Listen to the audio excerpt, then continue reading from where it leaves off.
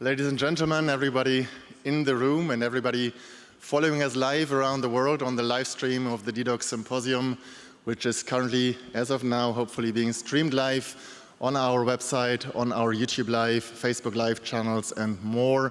Welcome to you all, welcome to dedoc, and welcome to the EASD dedoc Symposium, the 6th time we are doing this under the header, What We Wish You Knew and Why.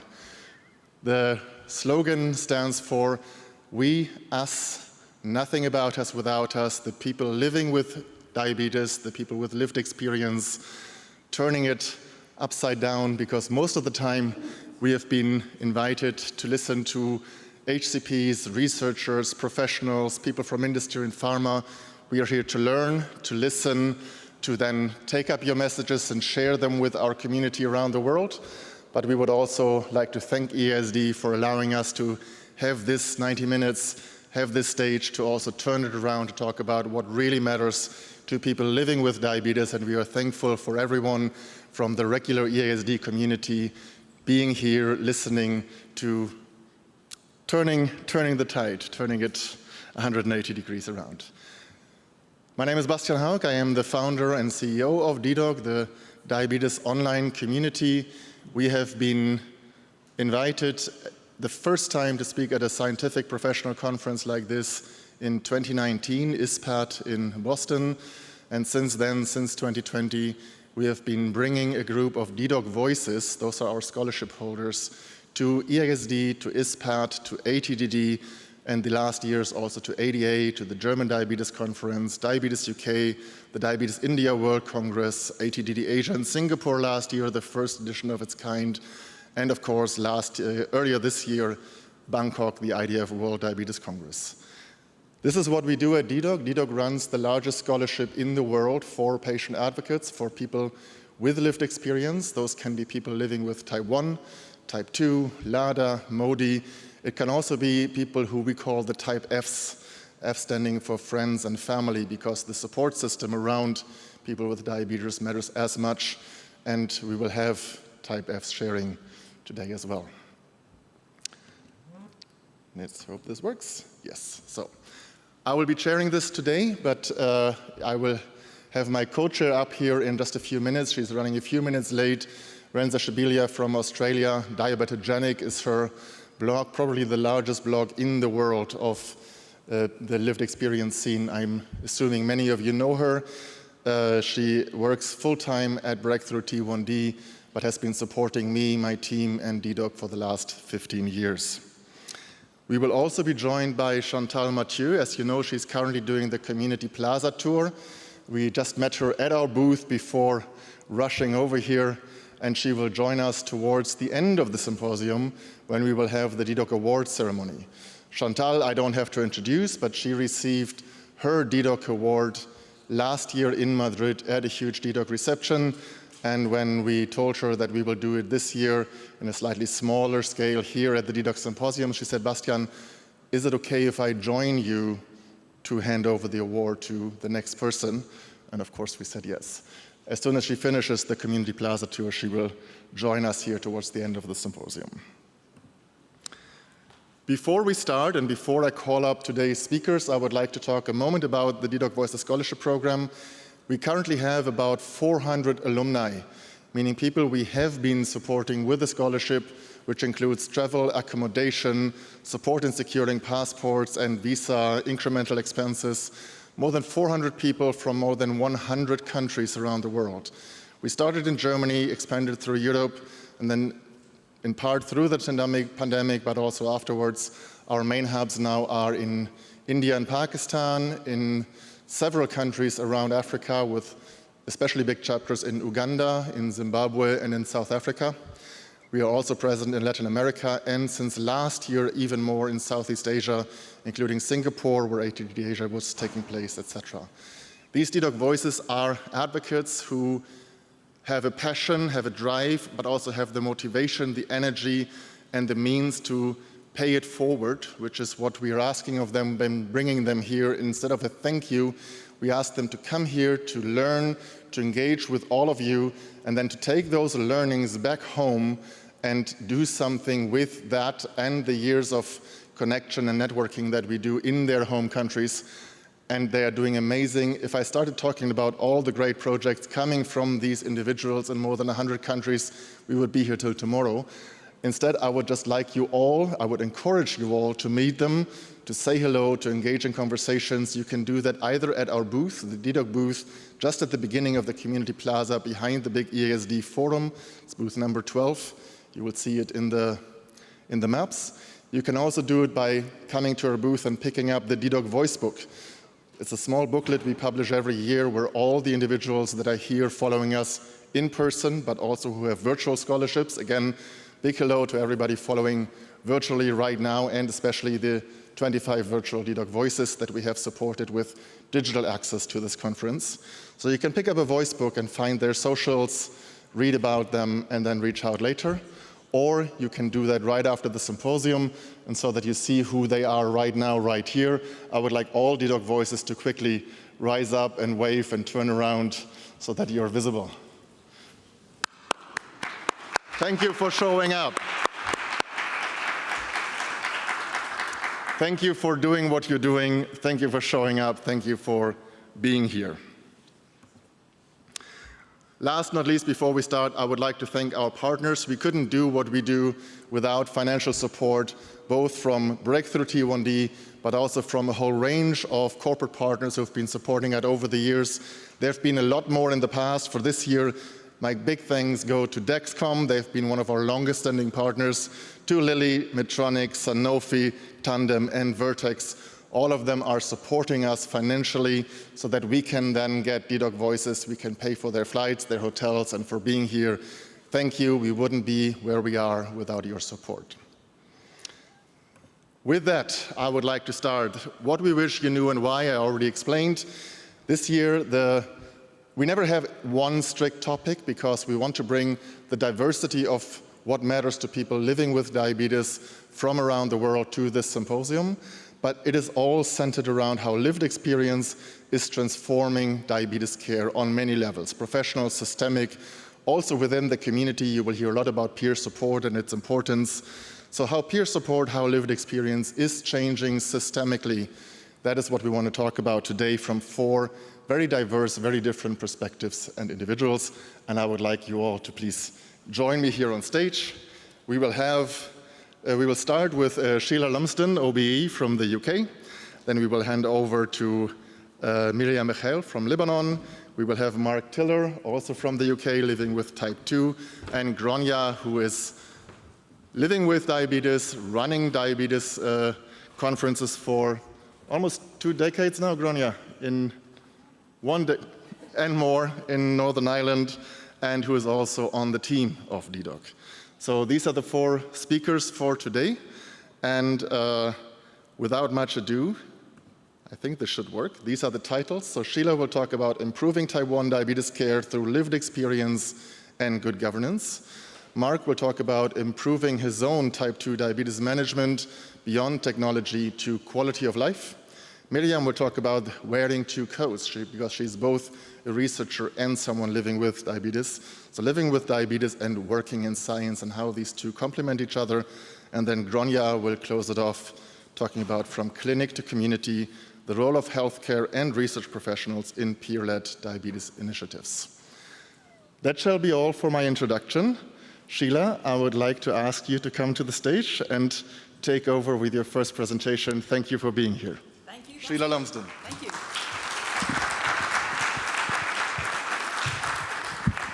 So after Bastian, I may just need to bring this down a little bit.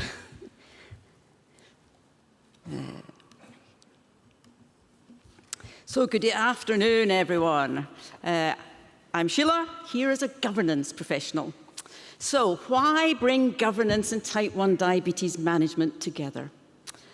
Type 1 diabetes requires rigorous self-governance and self-discipline to live well. It's only reasonable then that we look at how good governance at a policy, strategic or system level can support better outcomes. Living alongside type 1 for 35 years, after marrying Ian, who has been living with type 1 for 64 years, and still counting, thankfully, there are some observations to share.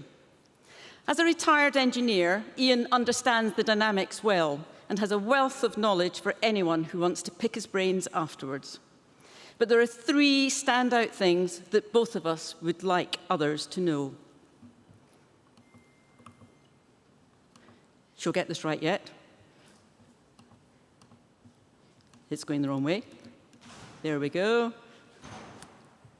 At last, free of strict parental control, Ian, in his late teens, 20s, rebelled, eating what he fancied, rarely checking blood glucose, and taking insulin, well, perhaps occasionally, maybe 3 times a day.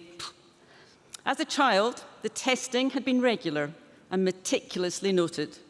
The insulin calculated to accommodate the exact weighing and calculation of all carbohydrates. Many foods and drinks back in the 60s were labelled forbidden. Hardly surprising, then, that once an adult, he threw away the rule book. Only when we got married did control become serious again. Looking back, he really wishes his control had been much better through his 20s. If he'd known the implications years of poor blood glucose control might have, for example, on his feet, joints, and mobility as he aged, he would have been much tighter with control. There again, he was told many years ago that he wouldn't live beyond 50. He never expected old age would be his to enjoy. He will be 72 in February next year. The transition from paediatric to adult care is often not an easy transition, and the support can fall away. It's essential that more attention is given to the 18 to 30-year age group if those living with type 1 now are to age well. Learn from those who have gone before. Feet. How many of us recognize the work our feet do every day and the importance of them? Feet are essential for mobility. Most of us pay them no attention. With type 1 diabetes, that isn't an option, and yet podiatry care is one of the areas truly lacking in resource. Feet matter to us all. They really matter if you have diabetes. His third point, more than anything, Ian wishes he'd had any peer support in his early years. Peer support was actively discouraged in the 60s. The difference it makes to be able to talk to others who understand is huge. To feel that you are also supporting others through sharing your hard-earned knowledge makes some of the hardships seem worthwhile. Peer support is not always an easy combination in a medical environment. The knowledge and experience of a healthcare professional is essential, but the sharing of lived experience can make a positive difference. The two do not always sit easily together. And that's perhaps where the principles of good governance can come into play to support the collaboration between healthcare professional and lived experience. 3 considerations for good governance: expertise, challenge, and support. Looking at how a medical appointment for a chronic condition such as type 1 could better incorporate all 3 might enable more effective appointments. The healthcare professional has expert and learnt experience. The person with type 1 has knowledgeable and lived expertise. Both have expertise that is relevant. Secondly, ensuring an environment where healthcare professional and patient can give supportive challenge. Type 1 diabetes doesn't always play by the textbook, and the person living with type 1 has thousands of years of self-managed experience, or more precisely, 8,760 hours every year. They may see a healthcare professional, if otherwise well, for a couple of hours in any year. Those hours need to be used well, with an increasing acceptance of learnt and lived expertise, of constructive challenge, and the third consideration for good governance, support. Support can come in many forms, be that healthcare professionals supporting patient, Patient supporting the healthcare professionals' own continuing learning through the lived perspective, and peer support working with the wider community beyond the individual. Many who live with this lifelong condition want to use their knowledge to make the future better for others through imparting the knowledge gained from years of testing and taking insulin. To date, Ian has had over 250,000 insulin injections. 250,000. It is estimated that anyone living with type 1 makes 180 extra health decisions every day. That means, on a conservative estimate, Ian, after 64 years, has made 3 million extra health decisions. Researchers in the audience, reach out as much as you can to those living with type 1 of all ages, but particularly those who have been living with it for 30 years or more. They have knowledge which will disappear with their generation. Use yesterday's knowledge to support today's technology and improve the lives of many, many more tomorrow. With 9.5 million people globally with type 1, of which it is estimated around 2.6 million are over the age of 60, the time for action to ensure more research for this age group is now. These numbers are predicted to increase by 2040 to 14.7 million people living with type 1 diabetes, of which 4.9 million will be over the age of 60. That is a doubling of those living with and aging with type 1. The new technology is transformative. Thank you to all the individuals and companies involved. However, there can still be frustration at times for the end user, with ease of use not always recognised. Co-creation is essential, taking input and feedback from those who know the relentlessness of living with type 1, 24/7, 365 days a year. Remember the tenets of expertise, challenge and support, as relevant to research as it is to clinical settings. There is no holiday from type 1 diabetes ever, even with the technology. Ageing may require adjustments to be made as metabolism changes, lack of dexterity and deafness starts to creep in. Comorbidity or even multimorbidity start to become reality, and the technology of today may not see someone through their lifetime. Algorithms and protocols may need to be adapted as people age. As each year progresses, we have certainly found that the CGM and pump combo seem to work so much better on a low-carb diet with weight kept in check. The ageing type 1 body doesn't seem to work just quite so well if overweight or sleep-deprived, or so we have found, or Ian has found. Nutrition is important to any stage in life, particularly so when ageing and living with type 1. An increased focus on nutrition and diet is essential. It can not only be about reliance on technology and new insulins. For good long-term health, it must be a combination of technology, lived learning, and the continuing self-discipline and self-governance for healthy ageing. Looking at the wider systems, if you are in policy or positions of leadership, using the 4 cornerstones of good governance reflected on this slide might aid effective use of time, resources, and moving forward positively. Used proactively, they can help to guide collaboration, improve transparency, and encourage positive, transformational change. Direction, effectiveness, supervision, and most important of them all, accountability. To everyone living with diabetes in the room or watching on live stream, and all the dedoc Voices community, thank you for showing the rest of us your incredible resilience. As a community, you have so much to teach the rest of us about taking each day as it comes. Breakthrough T1D Facing the Future policy report on ageing with type 1 diabetes and the need to change was published in June this year. It carries in it some clear messages relating to the management of type 1 diabetes as one grows older, to ensure appropriate management at home, in care homes, and in hospitals. Please do use the live QR link to access it. As a governance professional, I am in awe of all that you do in medical research and healthcare, but I hope that observations from a different professional perspective may give pointers to refresh the dialogue. Most importantly, I want to thank everyone involved in diabetes care and research. You make millions of lives better. Managing type 1 diabetes is all about self-governance and good governance. Thank you.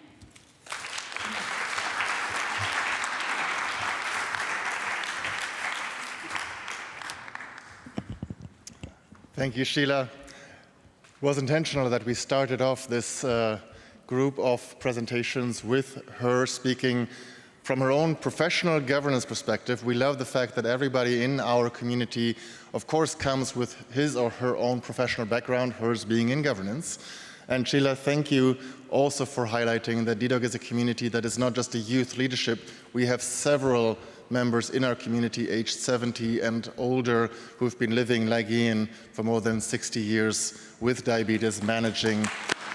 It's so important learning from, as you said, learning from the ones who have gone before. Ladies and gentlemen, we will take, of course, questions and we will have a great discussion, but we have decided to move along and have the next presentations. And I would like to invite our next speaker. Should be coming up. Yes, so I'd like to invite Miriam Michel from Lebanon to talk about wearing two coats. And we will have discussions and questions. Please write them down for all speakers at the end of the symposium. Miriam, your spot. Thank you for joining. Thank you, Bastian.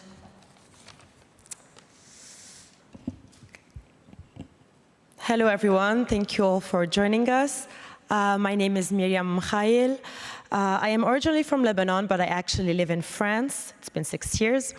I'm a scientist, a researcher, and an advocate ambassador with Dialab, a Lebanese NGO for diabetes. And I've been living with type 1 diabetes for 17 years. 17 years, that's half of my life spent balancing two parallel journeys, one in science and one in diabetes. And today, I want to show you how these two paths come together. When I was first diagnosed, I wore the coat of a person with diabetes. I had to learn to survive, to adapt, to inject, to count, to monitor. At 16 years old, it felt like stepping into a whole new world with its own languages and rules. Every day became a science experiment. If I eat this, what will happen? If I exercise, how will my glucose react? But it wasn't just about numbers. My family and I had to reinvent daily life. Even the simplest things, like sharing a meal, going out with friends, or even playing sports, suddenly became different. Living with diabetes is not a part-time job. It's 24 hours a day, 7 days a week, no holidays, no weekends off. Years later, I put on a second coat, a lab coat. I pursued a PhD in pharmaceutical and biological sciences because I wanted to understand the science behind what was happening in my own body.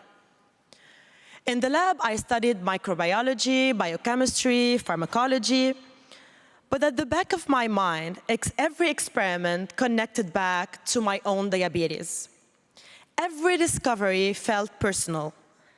While others might only see a petri dish or a data set, I saw a connection to real lives, including mine. Today, I wear both coats. And what I've come to realize is that neither one is enough on its own. Being a scientist gives me knowledge, and living with diabetes gives me insight. But together, they create perspective. And to truly improve how we treat diabetes, we need both. We often talk about diabetes in terms of numbers, data, and innovation. And of course, these matter. But behind every graph, every HbA1c value, every algorithm, there is a human story. We are not just living with diabetes. We are experts. Experts in our bodies, in our daily challenges, and yes, in science too. My background in science allows me to analyze and to question. But what makes the biggest difference isn't just what I studied, it's what I live every single day. And that lived experience, it is scientific evidence too. As Sheila said, did you know a person with type 1 diabetes makes around 180 extra health-related decisions every single day? That's more than 65,000 decisions in a year. And only few of them appear in clinical trials, but they define our reality. It's the sensor that fails in the middle of a night. It's the invisible emotional weight of constant decision-making. It's knowing your body before any device or algorithm can. So here's my message to you, the researchers, the clinicians, and the innovators in this room. Don't just listen to people with diabetes as a formality. Include us as co-creators, because the best treatments, the most impactful solutions, they happen with us, not just for us. When you see me on this stage, you're not just seeing a scientist. You're not just seeing someone living with diabetes. You're seeing someone bridging both worlds, and that bridge between science and lived experience can change everything. It can transform research questions. It can improve trial design. It can create therapies that don't just work in theory, but work in real life. I believe that bridge shouldn't just be my story. It should be the future of research, because when science and lived experience walk hand in hand, that's when real change begins. Thank you all for listening. Here's my contact for any collaboration, any question, and if you want to even continue this conversation, I would be glad to. Thank you.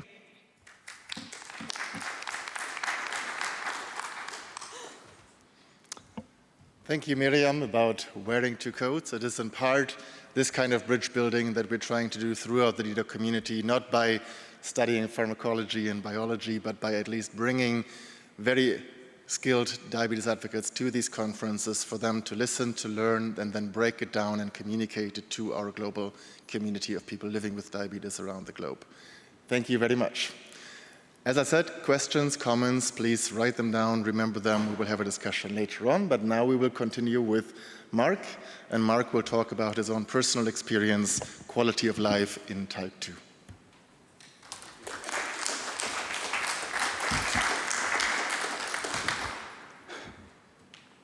Good afternoon, and thank you for coming. My name is Mark Tiller, and I was first diagnosed with diabetes in 1996, and I was initially misdiagnosed as having type 1. After 3 days in hospital, being taught to inject and having my levels stabilised, I was told, you will have this for the rest of your life and it is only going to get worse. For the next 23 years, having been given no hope of improvement, I struggled. Diabetic burnout, stress and stigma all had an effect. I had laser surgery in 2014 for the first time and have had it many times since. But even that wasn't enough to move me mentally. I ended up off work in 2019 for 2 months with stress leave. And during that time, I realised that I couldn't go back to that job, and I chose to prioritise my health.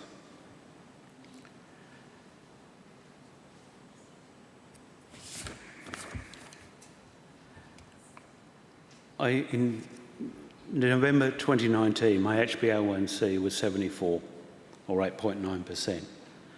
At my follow-up, I received the same tired advice, move more, eat less, being given no detail on really how to improve things. I asked about CGM and I was told that as a type 2 I wasn't entitled to it on the NHS and that it wouldn't help me anyway. Unlike in 1996, this time I did not believe what I was told. I self-funded CGM, and my first sensor arrived on the 5th of December 2019.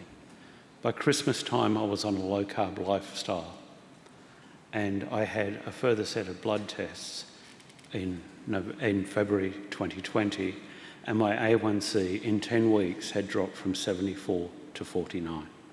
It's been below 50 ever since. My secret to managing type 2 diabetes is getting good information from lots of sources. Seeing real-time data about food's effect on glucose levels is critical. Please, please, please, all of you, if you can, help type 2s get better access to diabetes technology. It really does make a difference. However, mental health is even more important than physical health. I didn't significantly change my management of my diabetes until I chose to prioritise my health. Where the mind goes, the body follows. Also, the technology reduced my mental burden so much that I could see how badly diabetes had been affecting my mental health. I no longer worry about my diabetes. Yes, I still have diabetes and I work hard to manage that, but I don't worry about it anymore. I don't have to worry before I go to sleep at night, am I going to go low? The CGM will alert me if I'm going low or high, and I can manage it. Mental health is so important to maintaining motivation and continuing to manage your diabetes. We have a lot of clinicians in this room, and I would like to cover what you can do to help. Oh, here's my disclosures. Language matters. I can't stress that enough. Become familiar with the Diabetes Language Matters document to improve communication with the people with diabetes. Remember that nobody chooses to have diabetes. No one deliberately makes a bad decision, and everyone is always doing the best they can with the knowledge and resources they have at the time. Stigmatising someone who is doing the best they are able to is cruel, ignorant, and counterproductive to good care. Phrase things positively. The subconscious mind does not understand negatives, so if you say to them, don't eat sugar, the subconscious only hears, eat sugar. Encourage patients by telling them what will help them rather than focusing on what is harming them. Encourage learning, as knowledge is power. When patients come to appointment, they're probably stressed about what you'll say and how you'll say it. They're having an emotional conversation while you are probably having a rational one discussing numbers. The most important question you can ask them when they arrive is, how do you feel about your diabetes at the moment? The answer to that question will inform you about their concerns and make the entire consultation far more productive. This point is also covered in the new diabetes distress guidelines that have just been released, and I would encourage you to go back, if you didn't attend, to look at the release of that yesterday in a session, and also the PSED, Psychosocial Aspects of Diabetes Study Group discussion that preceded this symposium in this room.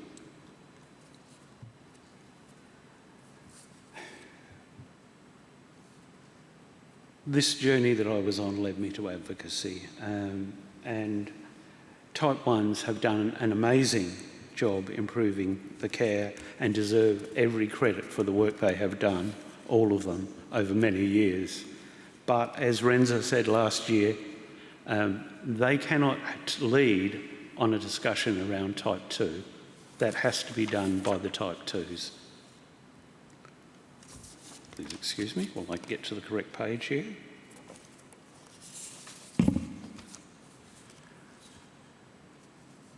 More type 2s need to share their diabetes journeys and struggles.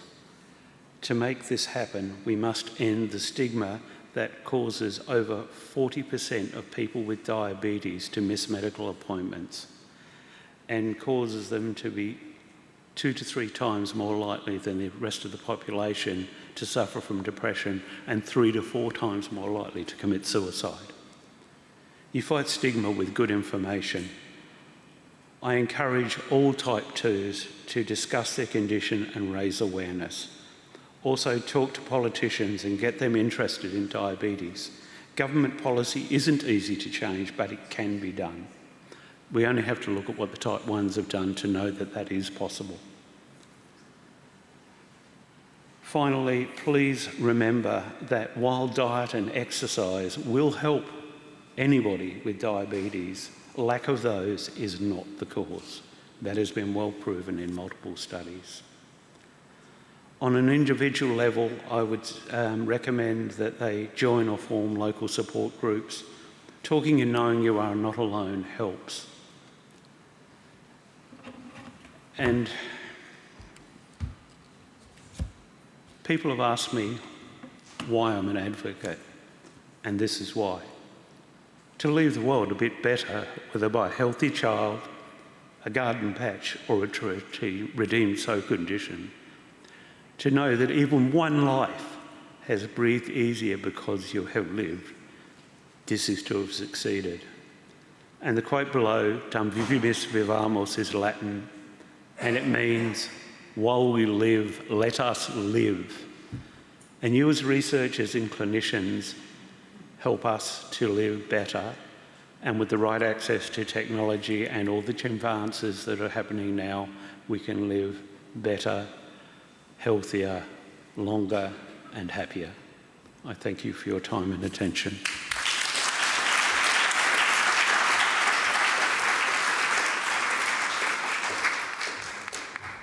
Mark, thank you very much. And again, it is important, as you said yourself, that we include not only people with type 1 diabetes who have been leading diabetes advocacy over the last 2 decades, but more and more people with type 2, and dedoc is trying to do that. And we've been very, very lucky to have you and many, many others join this amazing community. Thank you for that perspective, Mark.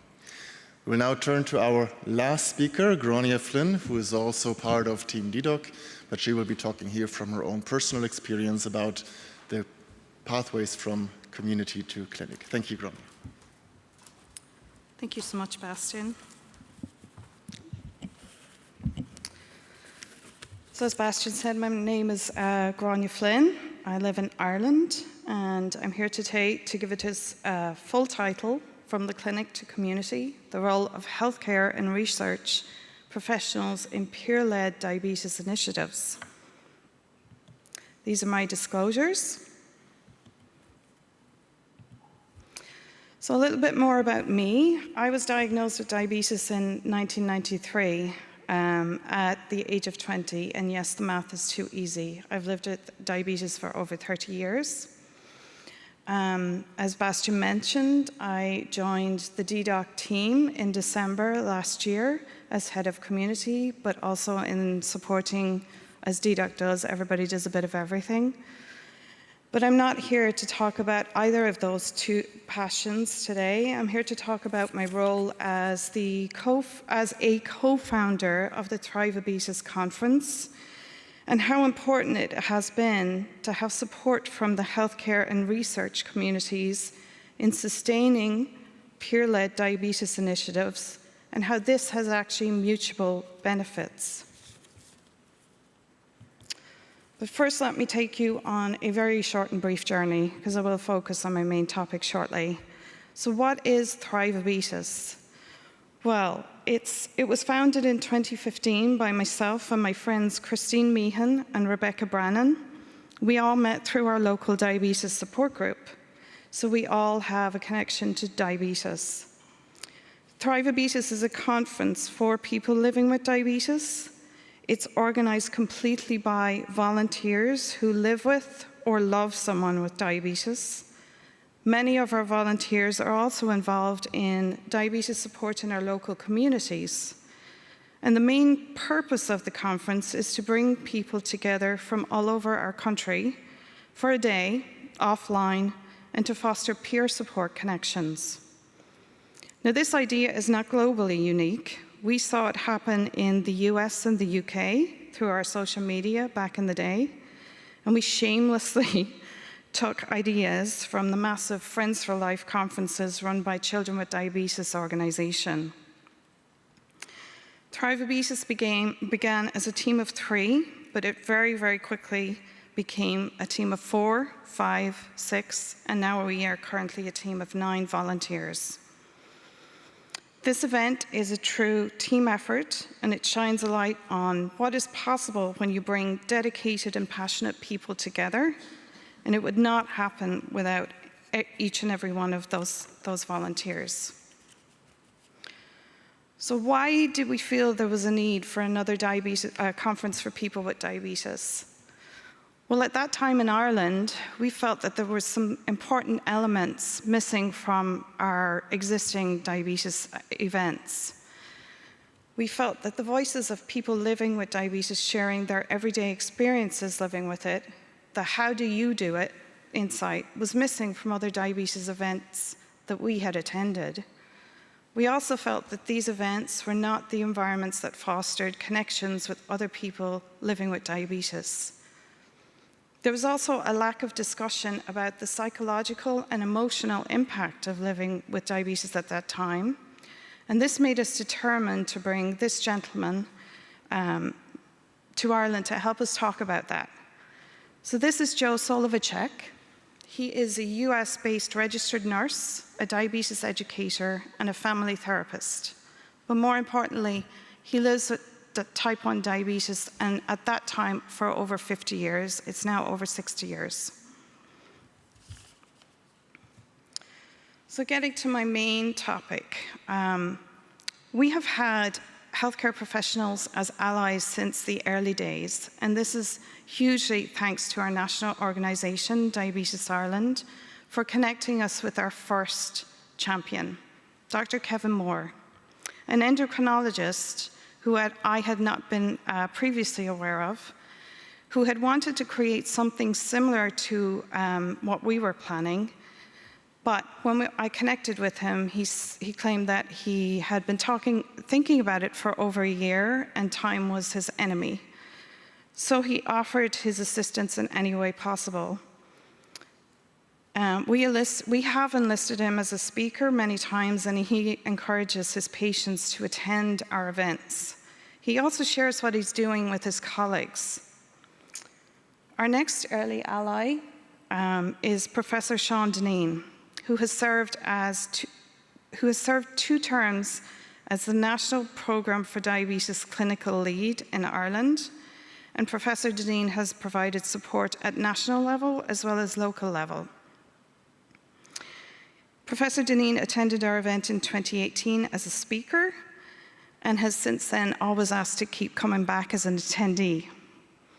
He said he learned so much from listening to the other speakers, who were predominantly people living with diabetes, and talking to the other attendees, and also just being present for the day. It was at this point that we began to realize there was an exchange of benefit happening.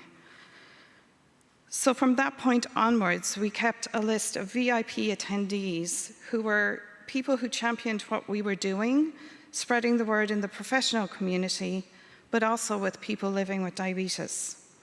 And Professor Deneen's successor, Professor O'Keefe, followed in his lead, as did Professor Deneen's predecessor, Dr. Ronan Canavan.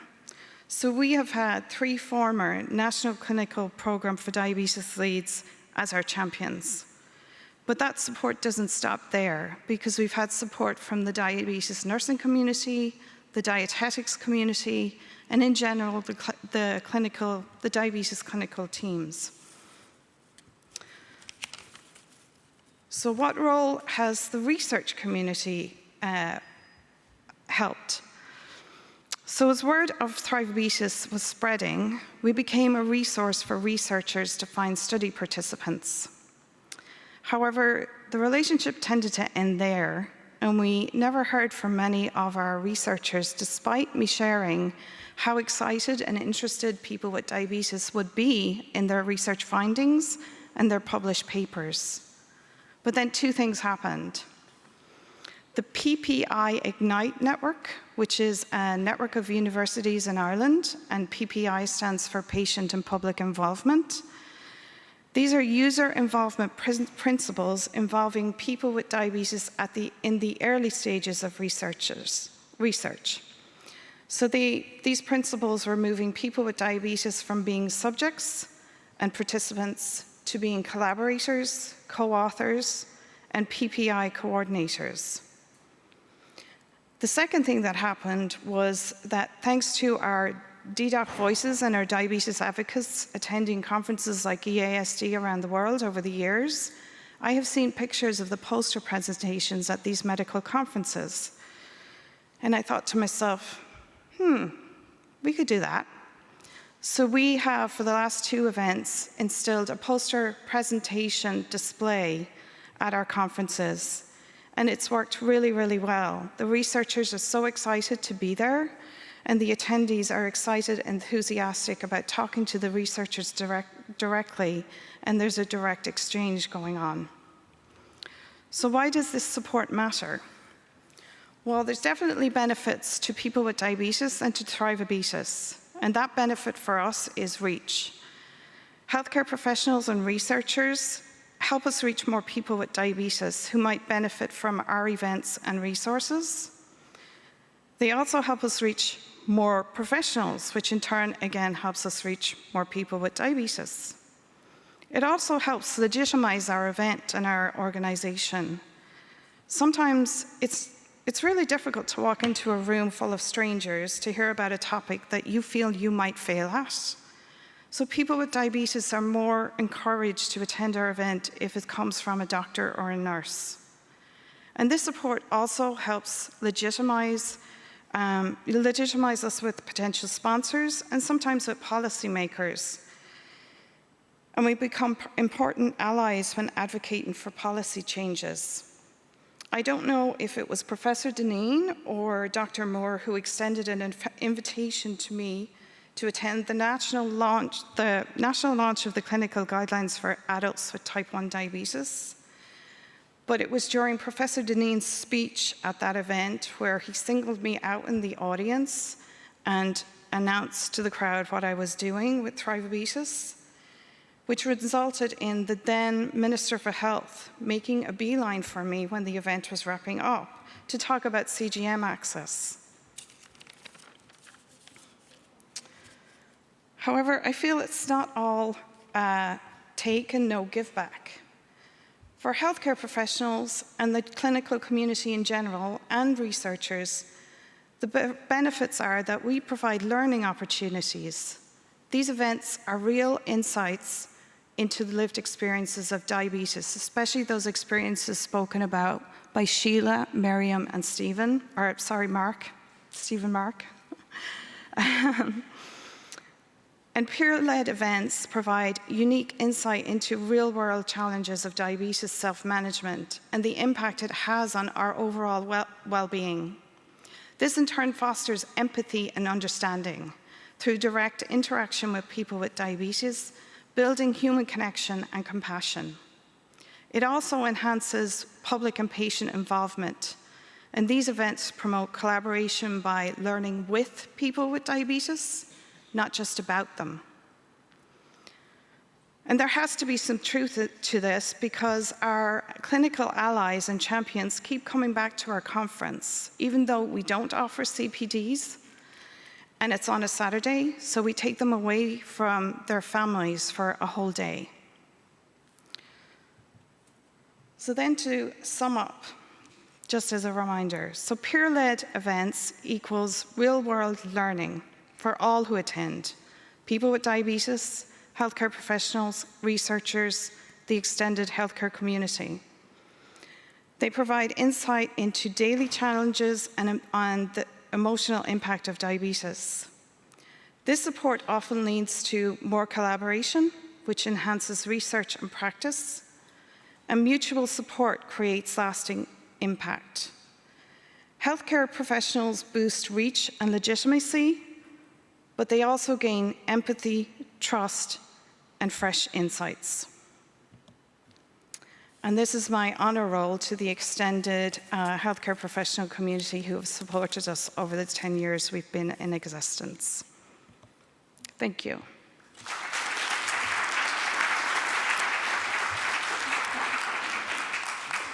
I was going to introduce you. Hi, everybody. I'm Renza Shabilia. I'm the head of advocacy with dedoc.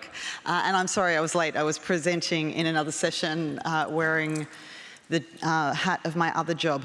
I am really excited to be here, as I always am at dedoc Symposia, because they centre lived experience and shine a light on what real life with diabetes is all about. But before I start a Q&A, and I'm going to go and sit down there to do that, I do just want to take one moment to highlight this very exciting event that's coming up next year. It is the very first global summit to end diabetes stigma. And I think that you will agree that there is a theme that runs through so many stories that we hear. The stories we've heard today, the stories that you'll have heard in the halls. If you listen to people with lived experience of diabetes, they will talk about the stigma that they experience. And so, very excitingly, next year there will be a 2-day summit held in Jaipur in India addressing this very issue. I'm delighted that we're going to India to do this. When I'm not wearing a dedoc hat, I wear a breakthrough T1D hat. I work in the global responsibility team, and I have the incredible honour and privilege of working with remarkable grassroots advocates who are changing the lives of people with lived experience of diabetes. Their work is so important, and when I sit and I listen to that work, what I hear about is how stigma impacts the lives of people with diabetes, the attitudes towards diabetes, how diabetes is viewed in communities. And so being in India, where stigma is such an issue, is such an important, it was such an important decision, I believe, to have it held there.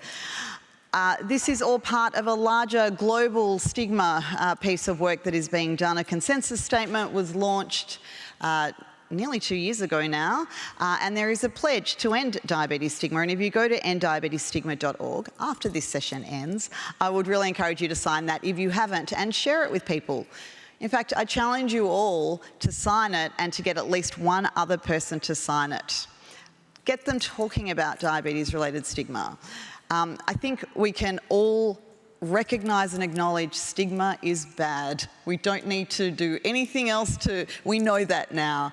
Now we need to work at how to end diabetes stigma, and that is what the summit next year is going to be looking at, is finding ways to do that.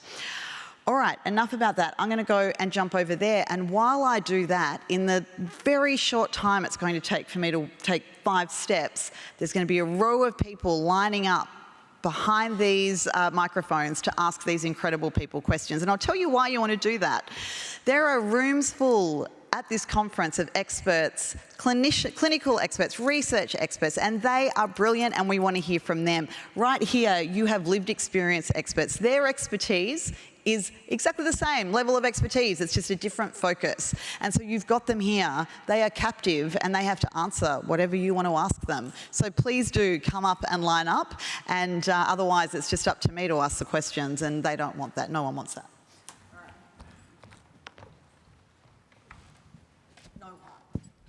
No one listened. Okay.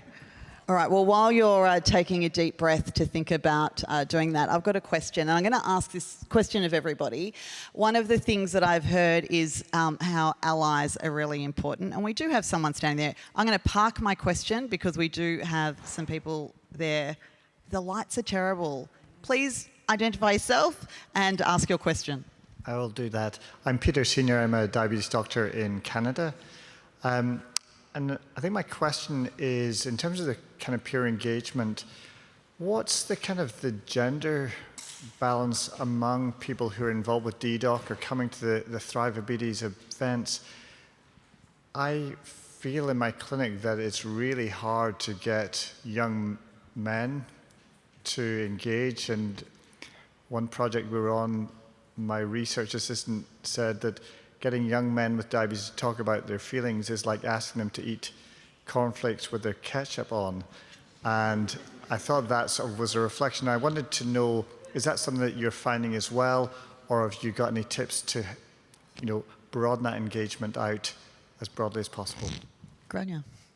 Thank you for that question. So it's not a 50-50 ratio for definite. It is, like, the attendance at our conferences is weighs more on the female side, but we also have topics that are specifically for parents living with, or parents of children with type 1 with diabetes, and that's predominantly the mums attend. We're starting to see, because we've got a young person who's kind of grown up in Thrivabetes, his parents were involved, so we're starting to see the young people, you know, the college age, the 16 to 18-year-olds start to gather, and that is actually, funnily enough, that's predominantly, now it's a small number, you know, 10 people, predominantly male, young male. But yeah, we're seeing evidence of that, and we've always known that young men, or men in general, aren't really enthusiastic about engaging, but we try to address that as best we can.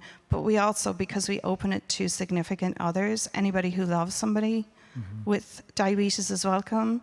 So as with the teenagers, the parents usually have to drag them kicking and screaming, and the wives sometimes drag the guys kicking and screaming. But once they're in the room, they actually keep coming back. It's just getting them in the room. Thank you. And I can maybe talk to that just very, very quickly from the dedoc perspective. We get about 300 plus applications for every single conference we run around the world. If we look at the application numbers, the gender ratio is more 3 and some to 1 female to male. What we do as dedoc then, when we actually give these scholarships, we have 25 per conference to people actually being here on the ground. We do actually try to balance that, because we do see the need to have both genders represented, and it's the other way around than what we usually talk about when we talk gender equality, but we do make sure that the gender ratio is, well, not 1 to 1, but as you see here, more like 2 to 1, and that's already a step forward. I think men in general do find it more difficult and more challenging to talk about their own health. We have to work on that. Sheila, did you want to add something? Oh. There's another peer sport in the UK, which was set up several years ago by Professor Partha Carr, talking about diabetes. And I don't know the exact gender mix, but I would say, from having been there the last couple of years, because it's now been running, I think, for now 7 or 8 years, it's actually a really, really good mix and a really good gender age. And actually, most of my conversations there, I would say, have been with male and not female participants. So there seems to be, I think it maybe just takes time, for, as anything does, doesn't it, for these to evolve. But I would say there's actually a really, really good mix of gender at that every year.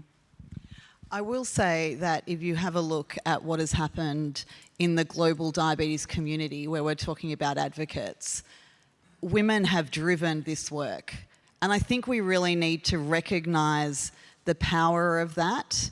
And I think it comes down to, a lot of the time, it's volunteer work, it's unpaid work. But women have driven so much of it. And it's quite remarkable to see how there have been real efforts by women to try and draw men in to be more involved. But my question is, are we the right people? Because we're probably not.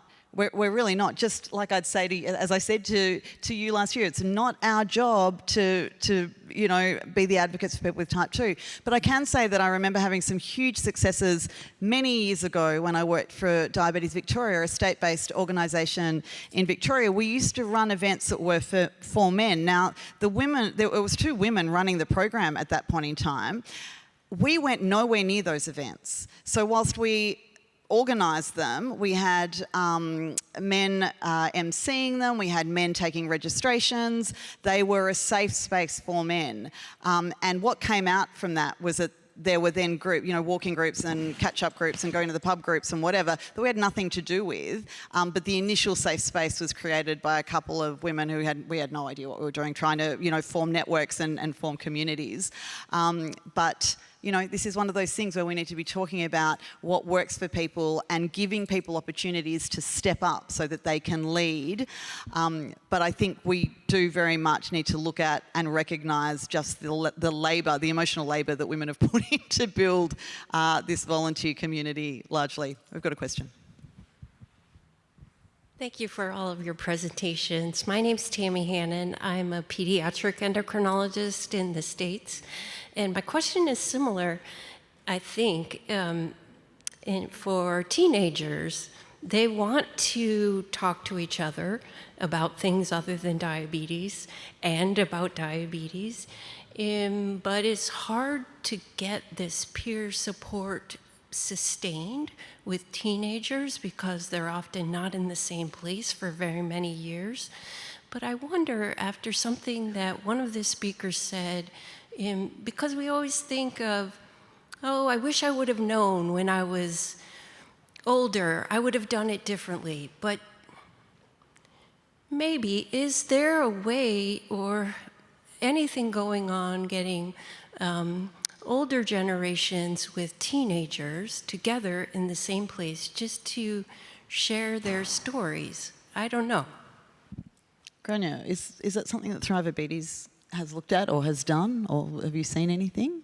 Well, we do have quite a wide age diversity in our attendance, and we try to show that. And I've also just remembered that we have several male volunteers actually on the organising committee.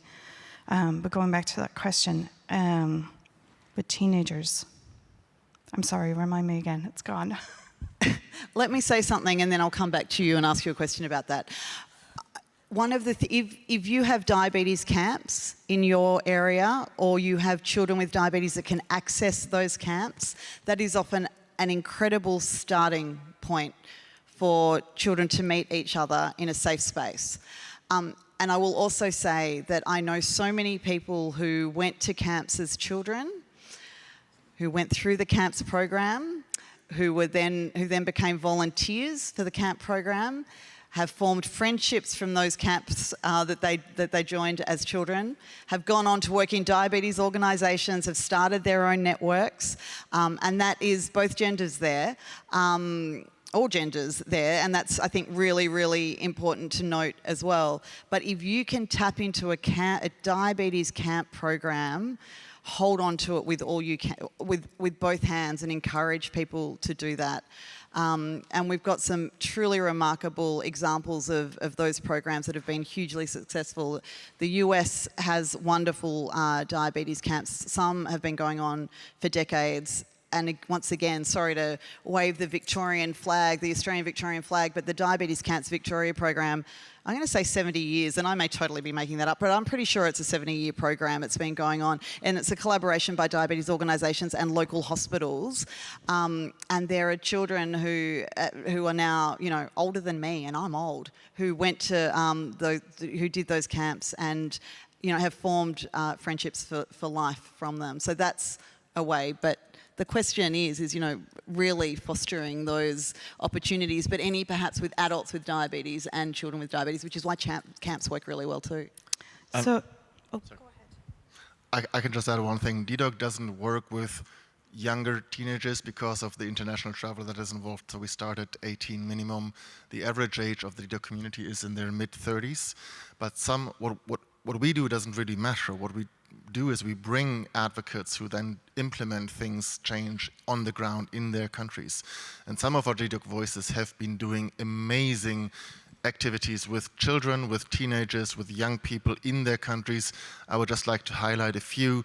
There is a young advocate we brought from Uganda 3 years ago to ATTD, and when I tried to reach out to her half a year later, I couldn't reach her. And when I finally did, the answer why she didn't answer me was, well, she was busy. She was busy. She had heard about kids camps from other places at the dedoc Symposium and at our booth around ATTD. She had come back to her home city in Uganda and thought, this is so great. I wish I had had something like this when I was young. And she was 23, I think, and she just started to run kids camps throughout Uganda with the Sonia Labeda Foundation.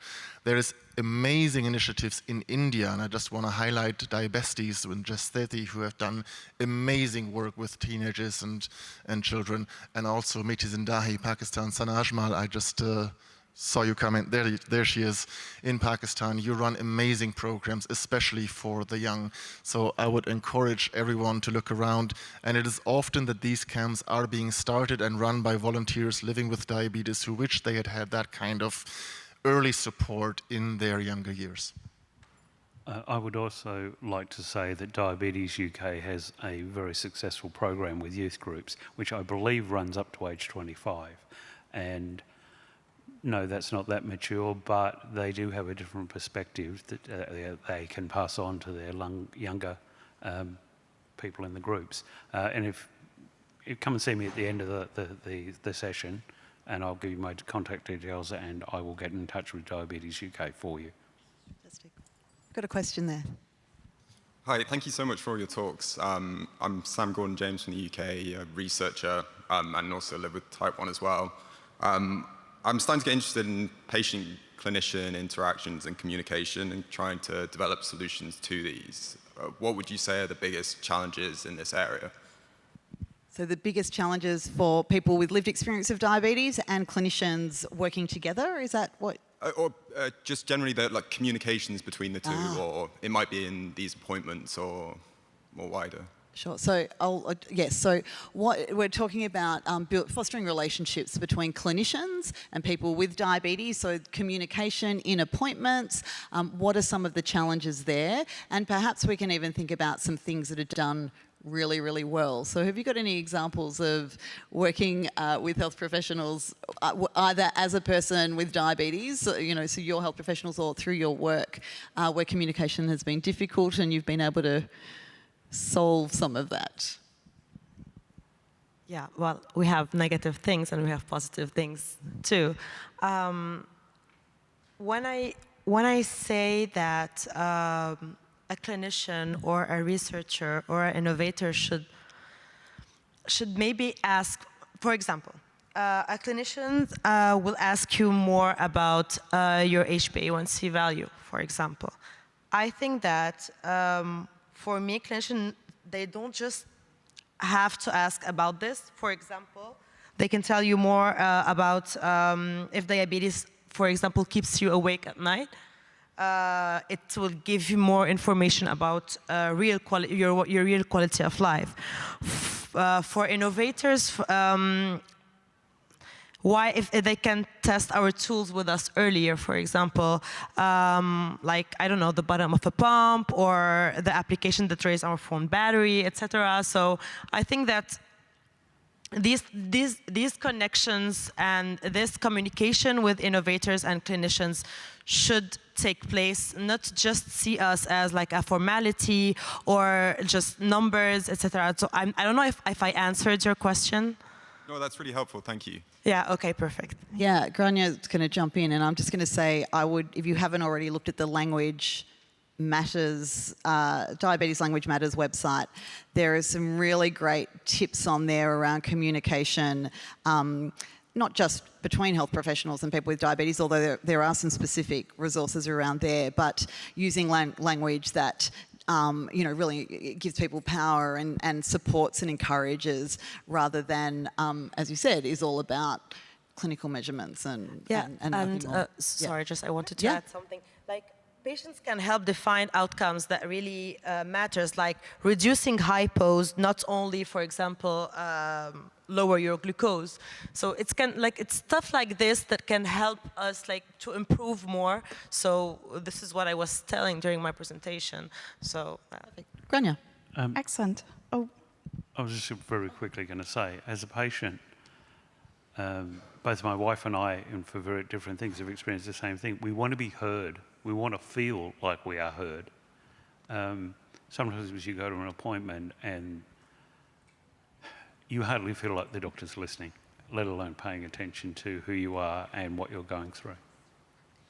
Grania? yes. So I want to lead with, there's some physical things you can do with the clinical space to foster a better communication relationship.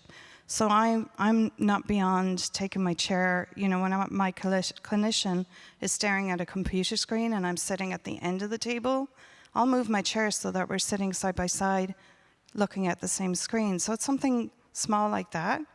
But also I want to mention a project run out of the University of Galway called the D1 Now project.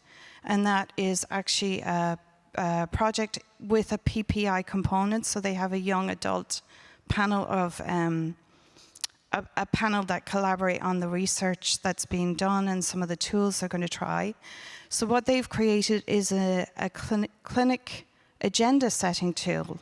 So it's like a form they fill out about what they want to talk about during their clinic visit, and then the clinician goes through that form and it turns the agenda on its head. So there are just a couple of tips that off the top of my head, but there's dozens more. Great. And did you have something you wanted to add, Sheila? And I think just asking the question, what would make tomorrow better, rather than asking about the numbers today, would make a huge difference. Listening, and where possible, perhaps having some consistency of consultants sometimes, because very often the time taken is actually spent on looking at the history, rather than actually looking at, can we have a conversation? So as I was saying earlier on in my presentation, developing that dialogue and accepting that there is expertise, both with the lived experience and the learnt expert experience, I think would just be really, really helpful. Yeah, that's great. Thank you. Hello, Natalie Risher from Australia. Thank you all for really amazing stories and sharing those with us. Having worked clinically for 20 odd years in very rural and remote areas of Australia, and having led a peer support group and supported that, I concur with the paediatric challenge. You know, with a rural community, it might be one child, two children in those sort of municipalities with type 1 diabetes. They don't feel welcome at peer support groups. They feel like it's not their space. So I'd like you to talk to us about what online peer support looks like and what it might differ from in Australia versus other countries, and what the benefits of that might be. Thanks. That is such a great question. Thanks, Nat. Grania, can I throw that to you? Because, yeah. Well, the reason is because I think you have some really great experience of knowing what's available globally. Grania and I just found a photo from 10 years ago where we were at an event together in the US called Master Lab. And I feel that you also were really interested to learn what else was out there globally, work out how to bring it back, but then also the online community has been such an important way to reach people who perhaps aren't necessarily living next door. Have you had some success with that, or have you any examples of where that might have worked?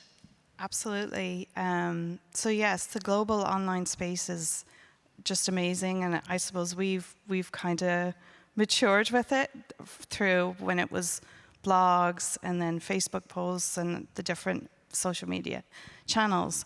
But COVID actually was a really good boost to the online community attendance. So one of our volunteers is based in the capital of Ireland, Dublin, and he runs an online community, a monthly meeting through Zoom, and they frequently decide in advance what the topic is going to be, and they get 30 or 40 people attending because the geographical barrier is removed, so everybody from all over the country can attend.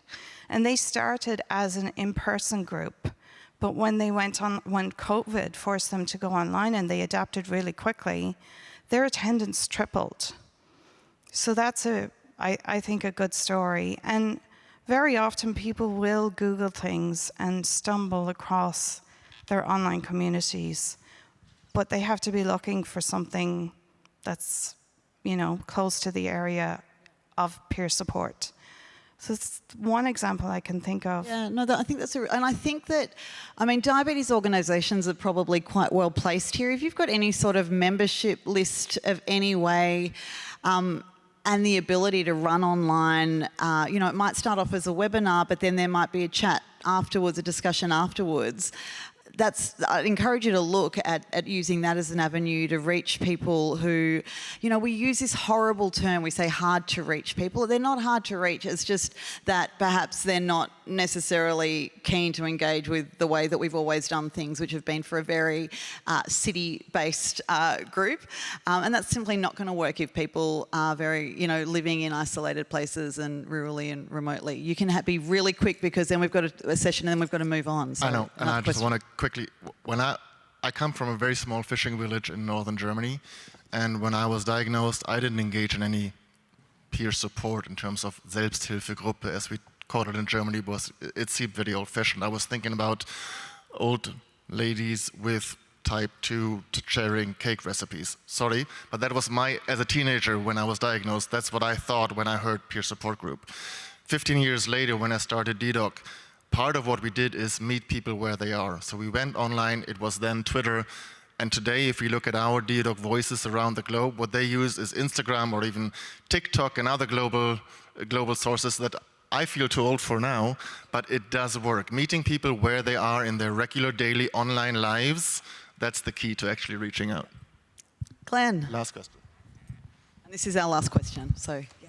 Thank you. Glenn Noonan, CEO of Diabetes Victoria.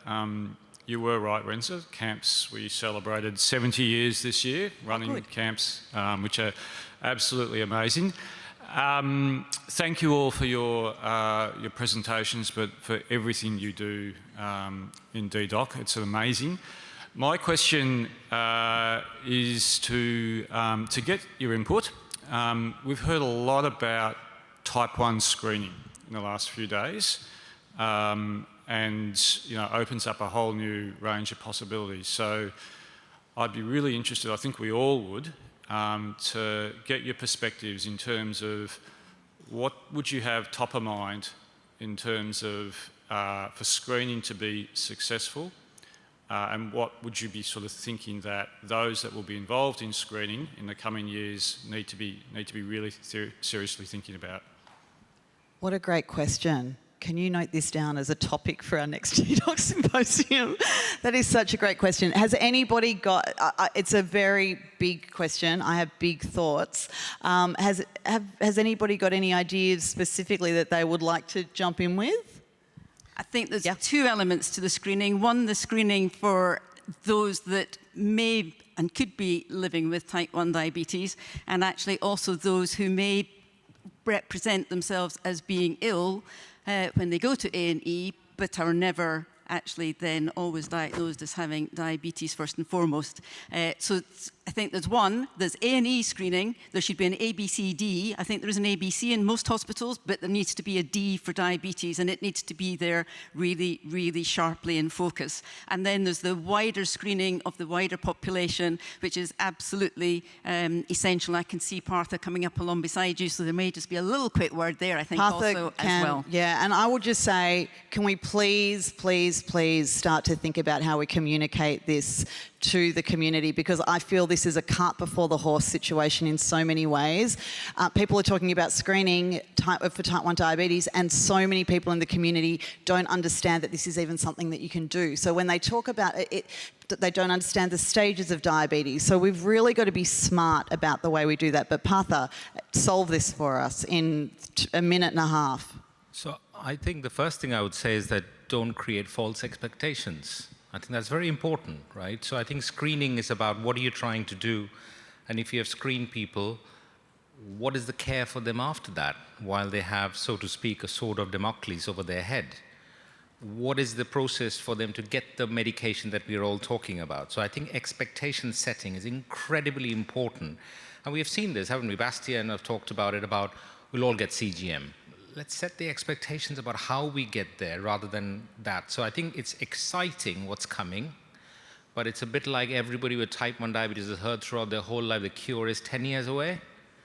Is that forever 10 years? So I think we just need to be 5 careful. years. 5, is it 5 now? 5 years, yeah, 5. All right. Yeah, all right. Thank you. I'm so sorry, we can't continue, and I'll say why, is because we have something really exciting. So everybody needs to jump off the stage. Yes. Except for you, Bastian. It's great to see that there's even more people coming up with questions. Thank you.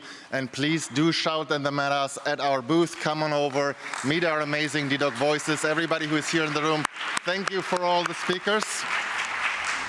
And we would have, or we do have, another 10 minutes, and usually these conversations carry on. Time can never be enough. Talking about screening is something that dedoc will do in the future. I have somebody here to join us now, the host for the symposium. She couldn't join us in the very beginning, but Chantal Mathieu, president of EASD, still. Please join me now.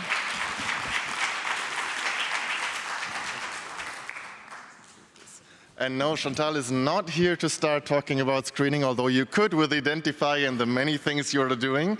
But we have one more thing to do that is different from our symposia in the past.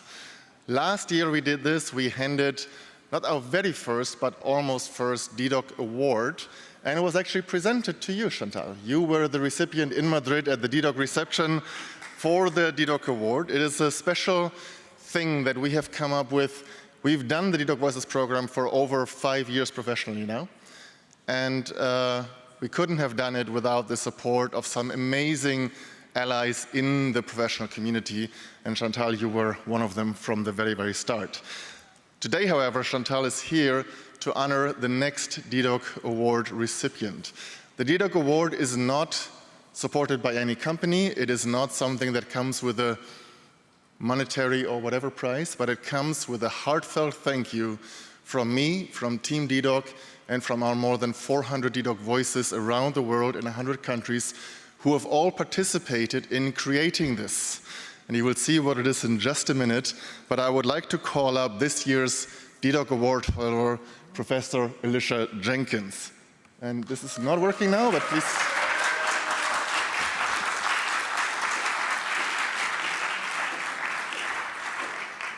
Did you just turn off the slides? Could you put them back on, please? Alicia, please join me.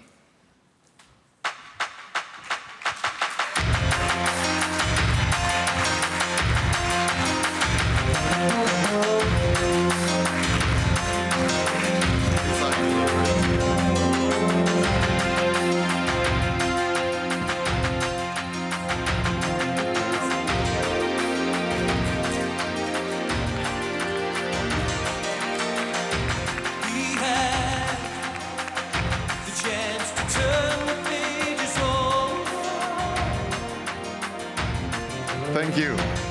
So the dedoc award is a vinyl, an old LP.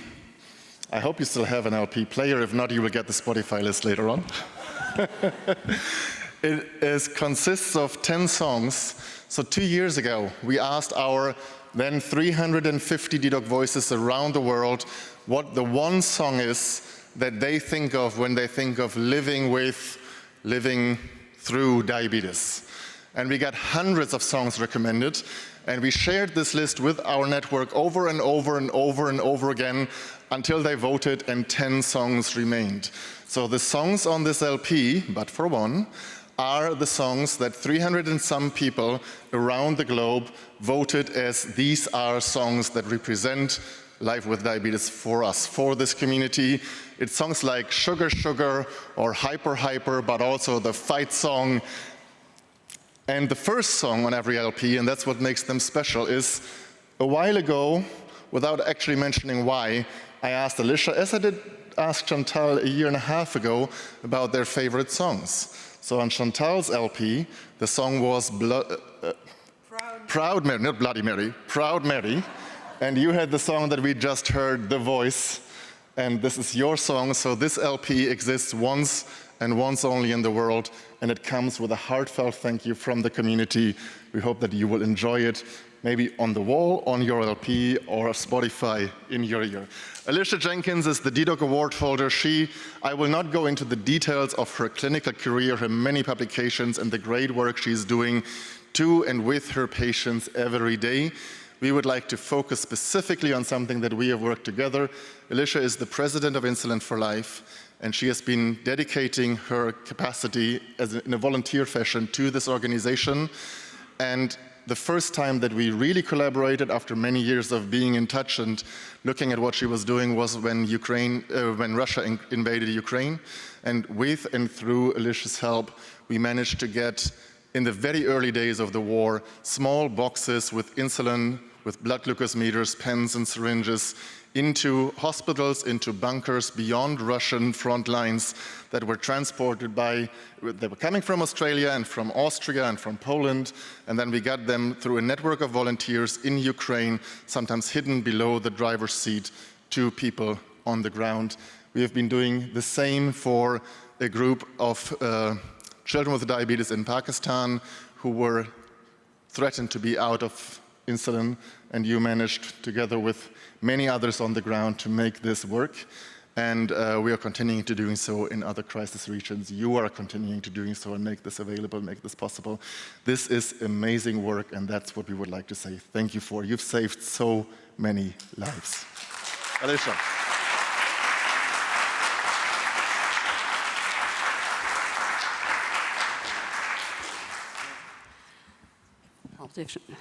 Thank you very much. This is a really great honour, particularly as it comes from dedoc and people with diabetes around the world. It's people with diabetes who inspire and motivate me every single day. This actually started even before I was born.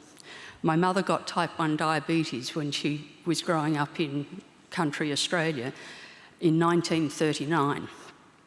She and her parents were told she'd probably only live for 10 years. She wasn't allowed to go to university.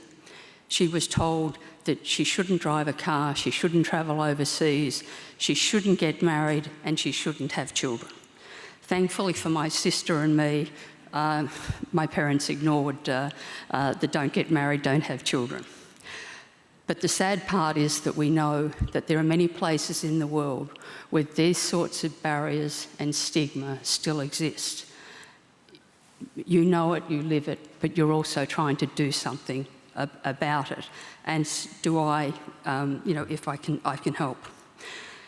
I might get to keep the record, but it's actually got to be shared with so many people who help me make these contributions. The people who donate, collect the supplies, deliver the supplies. So this is family, friends, colleagues, many people with diabetes, the NGOs such as Insulin for Life, Life for a Child, the IDF, diabetes associations. So I'd like to say thank you to all of the people who helped me make these contributions really on our behalf. So together we're stronger and we can go further. Now, I hope you do like the Australian song, You're the Voice. A lot of people would be surprised. It is a protest song, but I really like the words, and I actually think it's particularly relevant to what dedoc does. So just a couple of the verses from You're the Voice. Make some noise and make it clear. We're not going to sit in silence. We're not going to live with fear. We know we can all stand together. We can be powerful. We can make it better. So dedoc, thank you for everything that you've done. You inspire, you motivate me. I feel honoured and privileged to be able to know you and to work alongside you. So thank you very much. Thank you. Thank you. Thank you. No, thank you. I'm honoured to know you as well. Thank you. Stay. We usually only give one award per conference, and last year you, now Professor Alyssa Jenkins, but we had another dedoc award that was granted earlier this year at the IDF World Congress, and unfortunately the person that this award went to couldn't be there in person. I did call her up in the middle of her night in Australia, and she joined us live on a small cell phone, I think still wearing her pajamas. So I would like to call up our next award holder, and I will let Chantal say a few words to honor her once more. Renza Shibilia.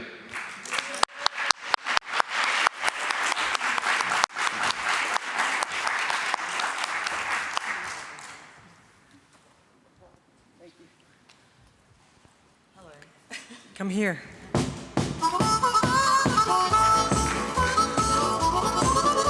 know. It's a breakup song. I know. We got married in a fever, hotter than a pepper sprout.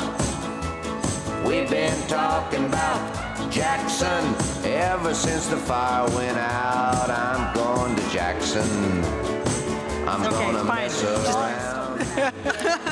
Okay, good. Fortunately, you didn't hear our voices. Thank you. Anyway, so Renza feels a bit embarrassed because of Jackson, and I feel a bit embarrassed about Proud Mary when you have the voice. You're the voice chosen by Alicia Jenkins with a message. I mean, we were a bit loose women. Anyway, so it's an honor to present this dedoc award now live to officially the loudest voice in diabetes now that Partha has left the room. So truly, honestly, Renza, thank you for being a flea in the skin of all of us clinicians working with people living with diabetes, reminding us what it's all about, making us think about the balance to behave as doctors and human beings interacting with our patients, because indeed for us it's sometimes difficult to find the balance if you know somebody for 30 years. You know, I ask about how's your family, how's your this and that, but we also need to be doctors. And I know you consider diabetes a condition you live with, but we also have to think about the disease and what it unfortunately still does to people. And I'm sure we will prevent and cure this disease. So I'm one of these horses pushing the cart towards prevention and cure, but congratulations and stay loud.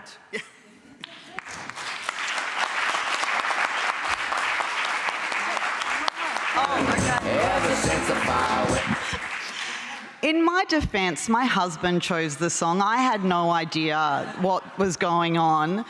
And the fact that he chose a breakup song as my song, I don't know what this is saying, but I'm looking forward to going home. And anyway, it's nice to have received this thank you, to not be in my pajamas. I was actually really sick, so not only was I in my pajamas, I looked terrible. What an honour. I'm very embarrassed by this. I fell into diabetes advocacy. I'm a classically trained flute player. I think everybody probably knows that now. And I sold a business and I had no idea what I was doing. And I did some volunteer work for Diabetes Victoria. Glenn just spoke, and I did some volunteer work, and somebody offered me a job 3 days a week. They wanted to run a Type 1 program because they'd never had one before. And I went, yeah, sure, I'll do it for 6 months until I work out what I want to do. It turns out that diabetes advocacy was kind of what I wanted to do. And I every day get to work and learn from people living with diabetes, and what an honour and a privilege that is for me. And I get to learn and work with allies who are helping us so much. And so I'm so grateful. And I am grateful for dedoc. And I know that I say that I'm head of advocacy, but it's a volunteer position that I love so much. And I'm so grateful to every single one of you. Every single one of you, and to be recognised is very embarrassing, but I'm very, very grateful. So thank you to everyone here. Thank you for showing up.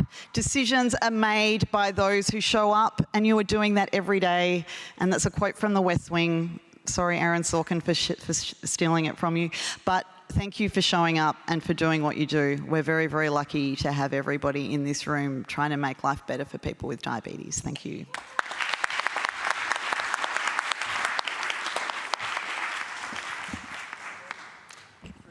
And I would like to say thank you for showing up as well to each and every one of you. Thank you for our great dedoc voices. Meet them at the dedoc booth. Meet them here after we're done now. This was dedoc. This was the dedoc Symposium at EASD 2025 in Vienna. And thank you to, again, Professor Alicia Jenkins and to Renza Shibilia. You have done so much for this community. You really deserve the dedoc awards coming from 350, now 400 plus voices from around the world. I would like to thank my team. There is Jean, there is Gronia, there's Anna, Leah, Sorry. And there's also Heike and Leonie back in Germany who will be joining us tomorrow. Thank you to everyone who makes this possible every year. Thank you to our corporate partners and sponsors. Thank you to you for showing up. This was dedoc. This was the dedoc Symposium. Goodbye.